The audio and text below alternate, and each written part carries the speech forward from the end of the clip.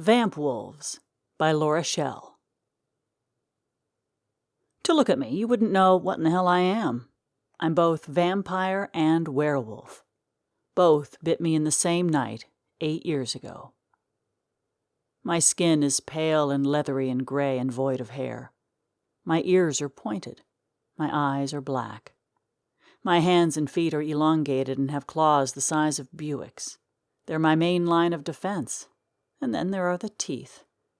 My jaw elongates like a canine's, with double rows of razor-sharp teeth, top and bottom. I often cut my extra-long tongue on them. They're that sharp. The rest of my body is shaped like a human's, except my muscles grow to male bodybuilder status even though I'm female.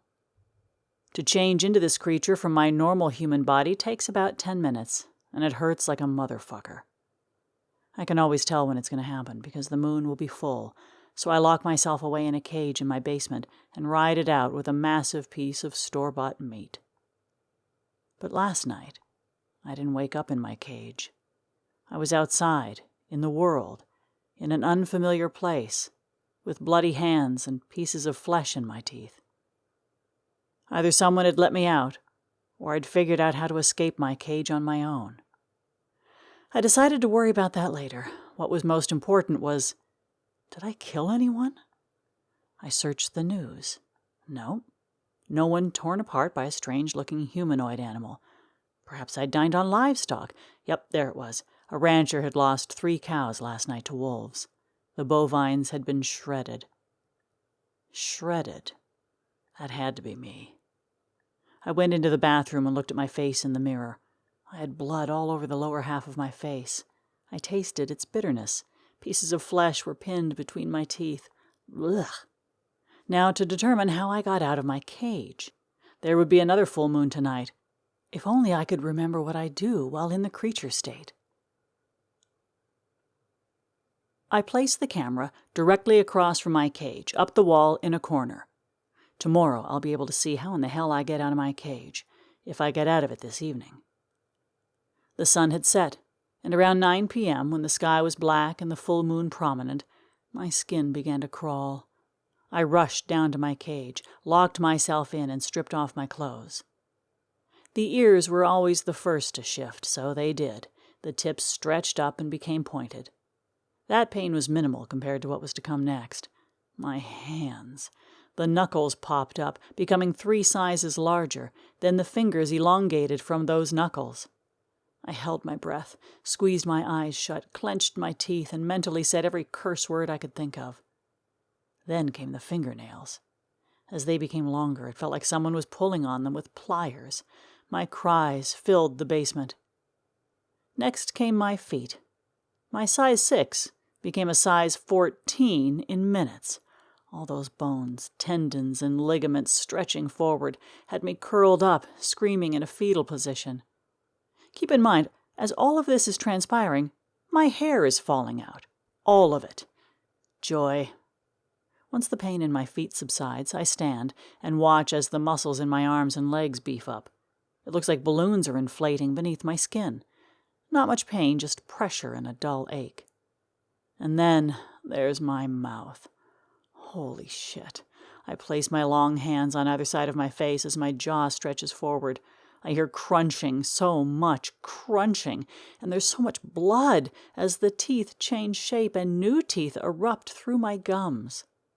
I howl and shake my head from side to side. My nose is also involved in shaping the classic canine jawline. It changes form and color. My eyes are filled with tears from all the stretching and the tearing and the protruding and the growing. Saliva and blood drip from my mouth in long strands. Then my vision blurs. I deduce that this is when my eyes go black, when everything goes black, including my memory. The next morning I'm in my cage, but the door is wide open. I check the lock. It's not damaged in any way, so I or someone else didn't break it to get out. No, someone opened it with the key or picked it open. But who in the hell would do that? I put on my clothes and go to my laptop in my office upstairs. I cue into the camera feed and watch it on fast forward. And there they were. One of them opened the lock with the key, letting me out of my cage. Then they raced up the stairs and were gone.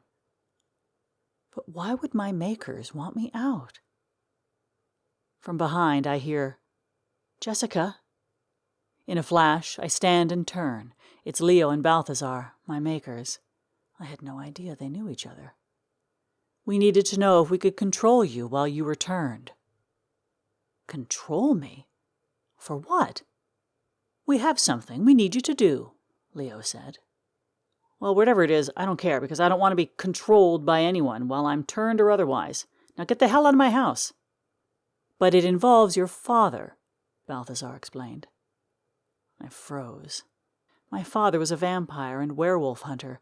He had no idea what I'd become. He found our compounds and killed many of our kind. The two looked at each other in earnest. Then Leo said, "Because you are the strongest of us all, we need you to stop him." "Wait, what? You want me to kill my own father?" In unison, they said, "Yes." I thought about that for a long moment. My father was a mere mortal, yet he'd managed to kill many of their kind. That frightened me. "While you returned, we convinced you to kill those bovines," Balthazar said. "Seriously?" "We know where your father resides. There's another full moon tonight.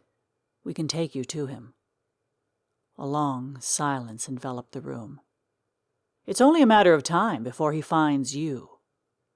"He found us." I contemplated my current relationship with my father. He was a downright bastard of a human being, misogynistic, cruel, rude, selfish. He'd always had issues with the women in my family. My mother and sisters were beaten more than my brothers. And if he discovered what I'd become, he wouldn't hesitate to end me. I knew that in my heart. "Okay, I'll do it." Leo woke me up. He placed a blanket over my naked form. I sat up and scanned the destruction in the living room. Chairs and tables overturned, broken glass, toppled bookshelves, and my father, lying on the floor with a hand to his throat, a pool of blood beneath him. I went to him to take a closer look.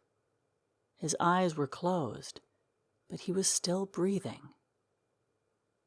I removed his hand and discovered a bite on his throat, a bite from me, and several scratches on his arms and torso, also from me. I hadn't killed my father. I had turned him. Suddenly, my father sat up and grabbed me by the throat. "What the fuck are you?" he screamed. Leo and Balthazar pried his hands off me and pinned his thick arms behind his back. My father squirmed, trying to get free of their grip. "I'm a vampire and I'm a werewolf. And now, so are you." "Oh, go fuck yourself, Jess. Why did you do this to me?" I looked at Leo and Balthazar. "Yeah, why isn't he dead? I thought that was the plan, not for me to turn him. Did you lie to me? What better way to vanquish your enemy than to turn him into the thing he hates most?"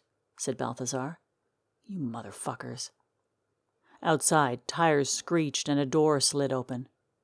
Leo and Balthazar dragged my father toward the front door. 4 men rushed into the house and helped the pair take my father to a waiting van. Here I was, naked under a blanket. What could I do? Luckily, I knew where the vampire and werewolf compounds were located. I knew my father had to be at one of them, so I went to the vampire compound first. It was situated in the foothills of the Smoky Mountains, a huge Gothic house surrounded by trees up on a hill. I brazenly knocked on the front door during twilight hours. One of the stewards answered. I told him who I was and that I needed to see Leo. "Leo isn't here right now." "Bullshit, I can smell him." Which was a lie. "Wait right here." The steward disappeared, and after a few minutes, Leo appeared. "He's not here, Jessica." "So where is he?" "He's with Balthazar at their new compound." "Which is where?" "I'm not going to tell you that." "Leo, I seriously need to see my father. He has to know what to expect." I'm sure he'll find out in time. Leo, please, what's the harm in me seeing him? I'm surprised you want to see him at all, considering your tarnished relationship. Well, things have changed. Leo sighed. Fine. He told me where to find my father, bid me a good night, and shut the door. Off to a different town in the foothills, about 40 minutes away, to another huge house on a hill surrounded by trees. Again, I knocked on the front door. Again, I was met by a steward. Balthazar isn't here. Fuck this. I pushed past the steward, stood in the entryway, and yelled for Balthazar. He soon appeared on the staircase above me. I need to see my father. Why? He needs to know what's in store for him. Balthazar descended the stairs, took my hand, and led me down a hall to a bedroom. My father lay on a bed, his limbs tied to the bedposts. Jessica, he yelled, get me out of here. Balthazar placed a chair beside the bed, motioned for me to sit, and exited the room. I chose to stand over my father with my arms folded across my chest. I inspected his wounds. You've healed up quite nicely. Get me out of here! No. You've become a different entity now, and you need to know what that entails. Go fuck yourself. You are now a werewolf and a vampire. When the moon is full, you'll change, and you'll crave raw flesh. Human, animal, it won't matter, and you can change others to become like you by biting them, drinking their blood and scratching them. I'll do none of that. You won't if you lock yourself away like I do. A long pause. You lock yourself up every full moon? Yes, I do, with a big fat piece of store-bought meat. Jeez, I don't think I can live like that. You should have killed me. Well, that was the original plan. But those two bastards wanted me to become like you, believing I still wouldn't hunt them down, he said. You have no memory of what you do while you're turned, so unless they're in your direct line of sight while you're a vampwolf. You mean I'm a complete dim-witted animal as a what? A vampwolf? I wouldn't say dim-witted. I'd say you're all animal. You can't make plans to go and kill someone, but you can be controlled by others. I believe Leo and Balthazar have plans for you. What they could be, I don't know. Then untie me, Jess. I don't want to be manipulated by anyone in any state. I can understand that, but I'm sure they're watching us right now. Just untie one hand, and I'll take care of the rest. I moved to his left hand and untied it. 2 stewards rushed into the room. My father untied his right hand in a flash. Suddenly, he was in a fight with those stewards, and he knocked the piss out of them. Then he freed his feet. I just stood there and watched the whole melee. My father grabbed my arm and led me out of the room. As we made our way out of the house, more stewards approached. He knocked them all out of the way like a bull in a china shop. I kept close to him and ducked when necessary. Fairly soon we exited the house and were running through the trees. Both of us winded, we stopped and leaned up against a tree. What now? I asked. I don't know, I'm just making this up as I go. I say the next full moon, we position ourselves back at this house. I'm sure they'll be expecting that. Then we keep our eyes on them until then. We get back at these fuckers. Kill them all. I was pissed. My father looked at me angrily.